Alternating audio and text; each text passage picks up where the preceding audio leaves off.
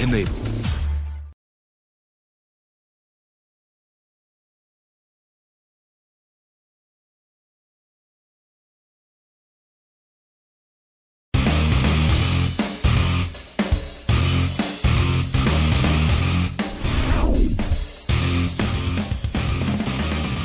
Hello and welcome to another special episode of NSE FinWiz Season 6, powered by CNBC TV 18. I'm your host, Gautam Srinivasan, and as always, we are here to help you understand the concepts behind personal finance and wealth creation. Our next pit stop is in Pune at the headquarters of Praj Industries, an organization that develops technology-led solutions for a sustainable bioeconomy.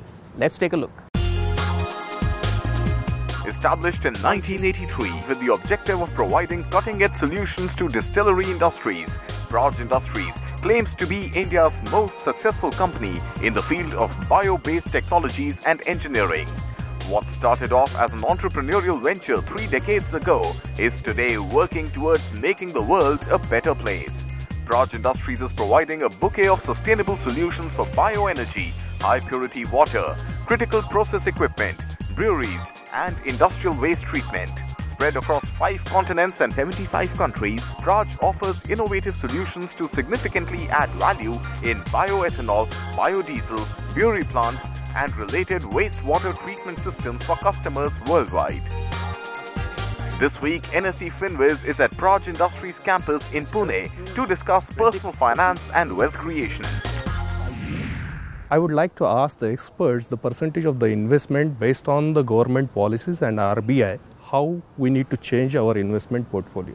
I am hoping to understand how I can create balanced investment portfolio, and also hoping for how I can make investment so that I can get tips related to early retirement planning. I would like to know more from the experts. Financial experts can help individuals like me to improve our investments and strategical improvement and maintenance of portfolio. So what is the diversified investments are required for individuals like us considering the dynamic market. So this is what we are expecting, and we will see how best we can extract from the experts. The young people who are right now earning their income, naturally they need to plan how they would like to see their finances getting invested or getting spent for that matter over a period of time. Naturally it is driven by the objective related to financial terms, the way in which they would like to achieve going forward. Fortunately for them, the avenues which are available to invest their funds are multifold. But how to invest, where to invest, why to invest, what kind of terms they should get into, I think they need to plan it properly. Welcome to NSE FinWiz Season 6, powered by CNBC TV 18, continuing with our journey about investing in yourself, your path to prosperity. Our next pit stop is in Pune at the headquarters of Praj Industries to discuss personal finance and wealth creation. And of course, we have with us 2 experts to discuss that. Nikhil Kothari and Feroz Aziz join us to give us their insights on the topic of financial planning. And of course, the employees of Praj Industries are here for an exchange of ideas with our guests. Thank you so much for joining us, everyone. Let's start with the topic of investing in mutual funds. Give us a primer on the options which are available for the folks here when it comes to investing in funds.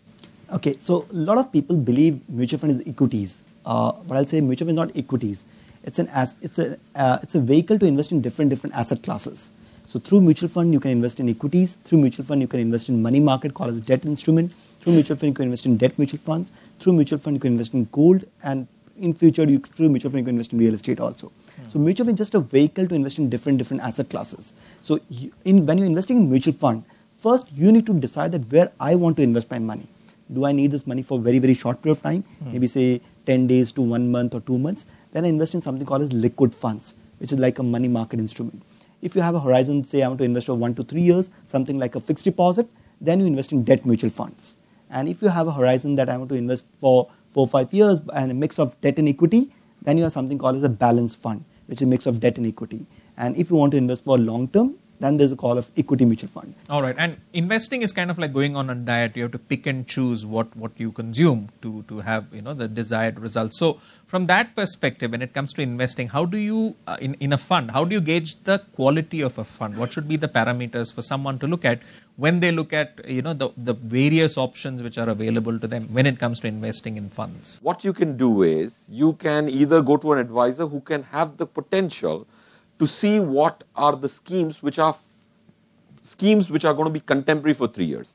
How does Anand Rathi do it? That's what I can describe, is that there is a subject called regression, which helps you predict the future better than the past. Okay, not perfectly, but it is called statistical astrology.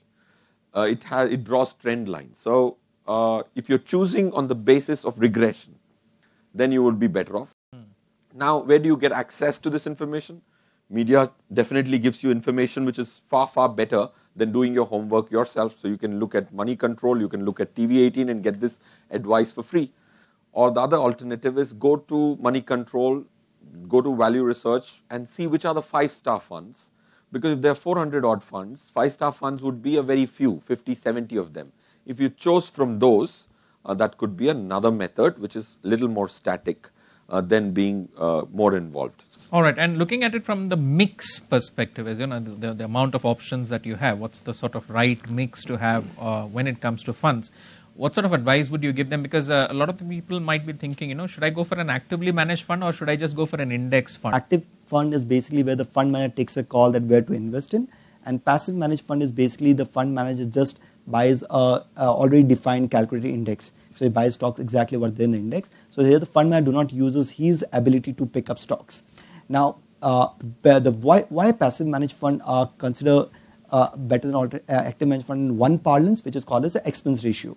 So when you have to buy a passive managed fund, the expense ratio, the management fee is lower than the active managed fund, because here the fund manager is not using his own expertise, he's just buying the index. But if I look at from India's parlance, okay, if I look at last 15-20 years, after paying the slightly more expense ratio, the fund managers are able to beat the benchmark. So because here the information asymmetric is slightly higher than as compared to developed markets. So fund manager, after doing his research, after having a good amount of team, after analyzing stocks, they are able to pick up stocks which are slightly better, maybe outperforming the index. So if we look at last 15 years, the active managed fund, if I take a longer time frame, they have outperformed the passive managed fund.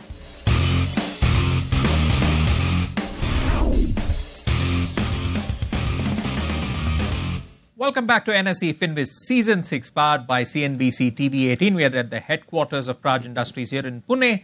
And let's get right to our topic of this episode, which is investing in equities, the risks versus the long-term benefits. So let's start with gauging risk. How do folks gauge the amount of risk that they are comfortable with, and also gauge the risk which, say, a particular fund brings to the table?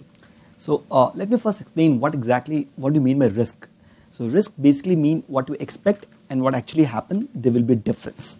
Now if the difference is higher, we say it's a higher risk. If the difference is lower, we say it's a lower risk. So when we talk about FDs, what we expect is that we'll get say 8% and we get 8%, so there's no risk in that. When we talk about risk in equity, I expect 12%, I may get 15% also, or I may get minus 5% also. So that's what we mean by risk. Now what happens in risk in that in the short period of time, right? When you're investing in equities, the risk is higher basically because markets in the short term are far more volatile, right? So if your expectation is that I'll get 12% year on year, right? So it may happen that you may get 15% the first year, minus 5% the second year, and so on and so forth. But as you increase your time frame, right? If you look at, as Feroz rightly say, that if you have a 10-year time frame, then the risk in equity keeps on coming down, because in a 10-year time frame, at some time you'll get higher return than 12%, and sometimes you will get lower than 12%, and on an average you will end up what you expect.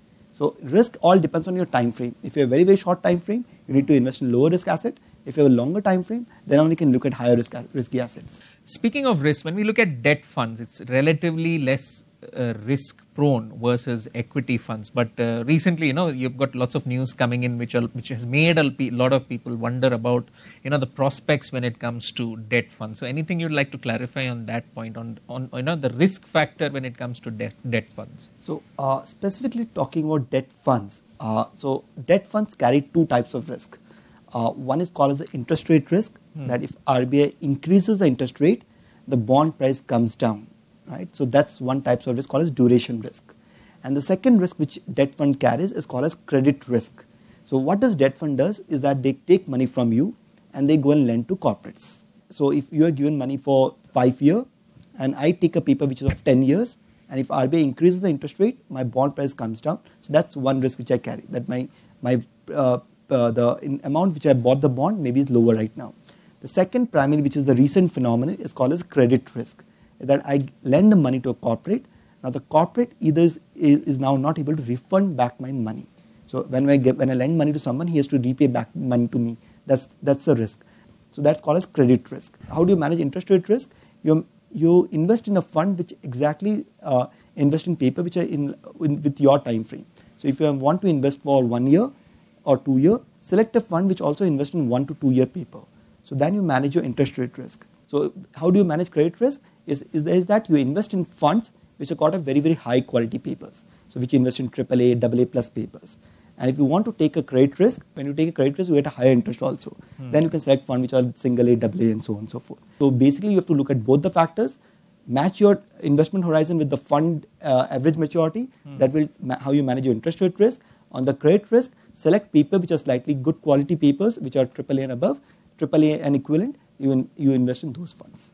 And on that note, I guess we could take a few questions from the audience on this topic that we have been discussing on investing in equities, the long-term benefits versus the risk. So I'll be calling out a few names. Sandeep Bhalerao, if you could get up. You know, every business or every industry has a business cycle. And, when we invest, we see that there are opportunities when the industries are going, we invest during that time. But, how will we come to know what is that business cycle, when the industry will go down, and when should I exit from my investment? So the exit time from the investment, how to identify, that is the question. So if you are doing direct stock investing, right? So you look at both the things. One is the industry, how the industry is shaping up, and how the individual companies are shaping up, right? And that's why you need to do detailed research on how the industry is playing, how the stock is behaving, how the company is behaving, and based on that, what's the change in the trend, and then you have to get in or get out from the stock. So when it comes to direct stock investing, the amount of effort which will be far higher. When it comes to if you don't want to do that whole task and want to outsource this work, then you can invest in a diversified equity fund. So in a diversified equity fund, there's a fund manager who have a team of say 20 to 40 analysts, and every analyst looks after one sector.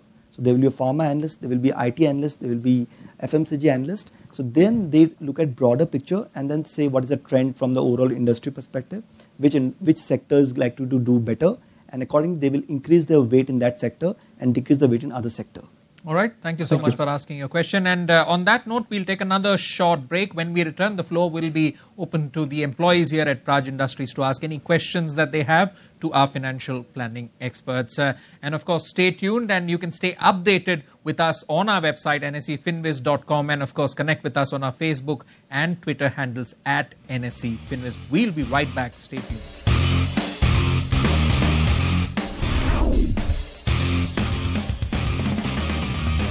Welcome back to NSE FinWiz Season 6 powered by CNBC TV 18. Time now to open the floor to the audience to ask any questions that they have to our financial planning experts. So let's see a show of hands. Who has a question to ask for our experts? You, sir.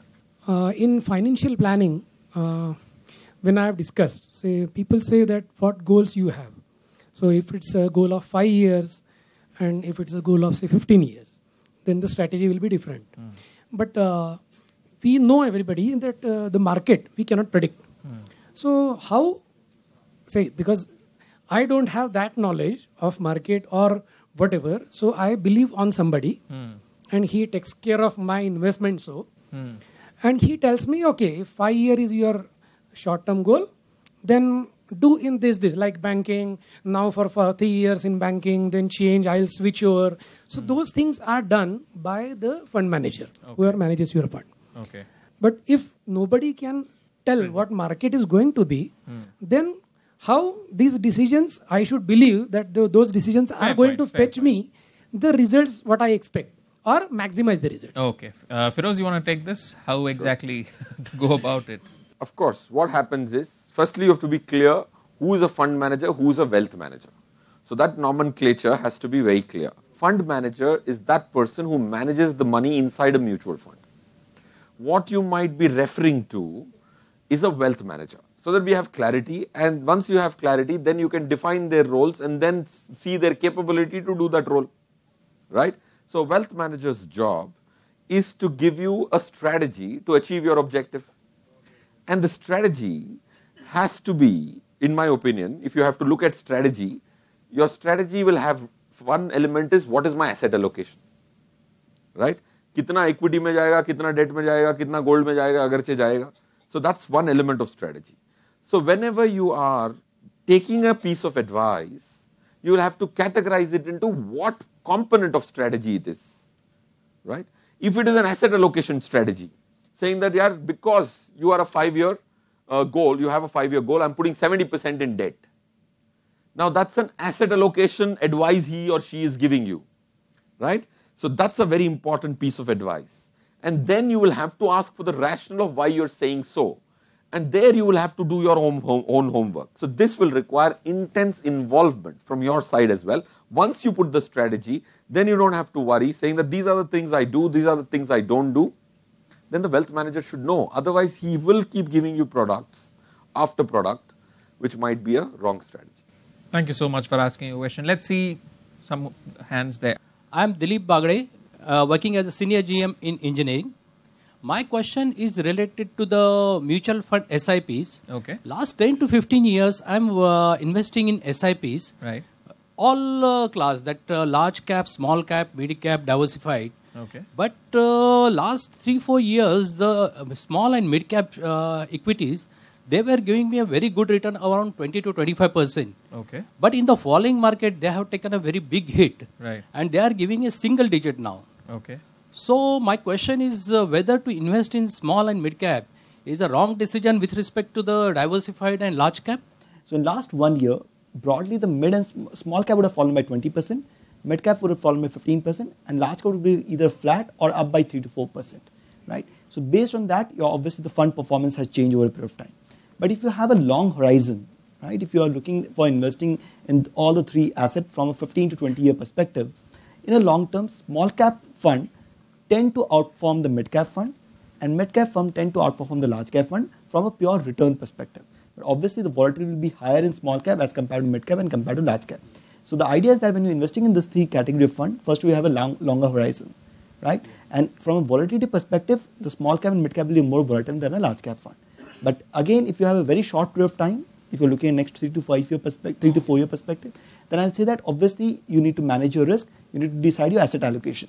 If you're then again you have to see that how much of your 100 rupee is invested in various buckets.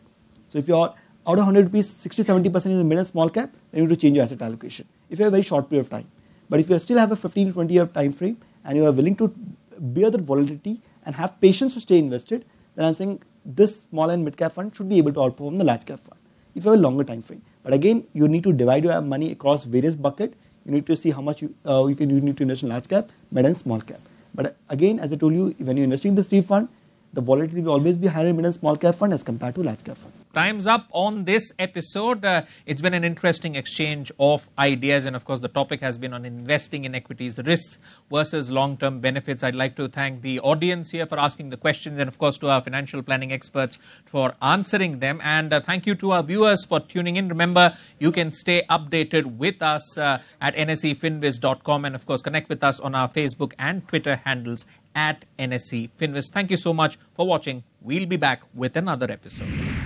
Yeah, basically today's event is really very informative, and basically it becomes an eye-opener for me. So earlier I don't used to do investment for a long term, but now I realize it is really required to have a long-term investment, and also it gives me a proper insight to choose the proper investment tool wherein I can get up good results. First, I was making some saving my money in accounts like in a banks, but after this session, I would definitely try to invest my money in mutual funds as well as some equity markets. I have been investing for quite some years now, whether it is the equity or the debt market. I had never understood the Altman number or the Z factor, which was very new.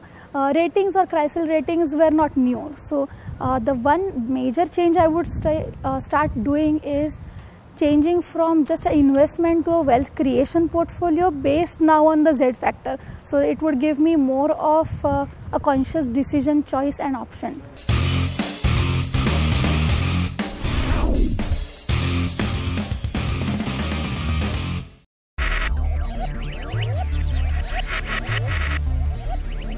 Focus, ideate, innovate, enable.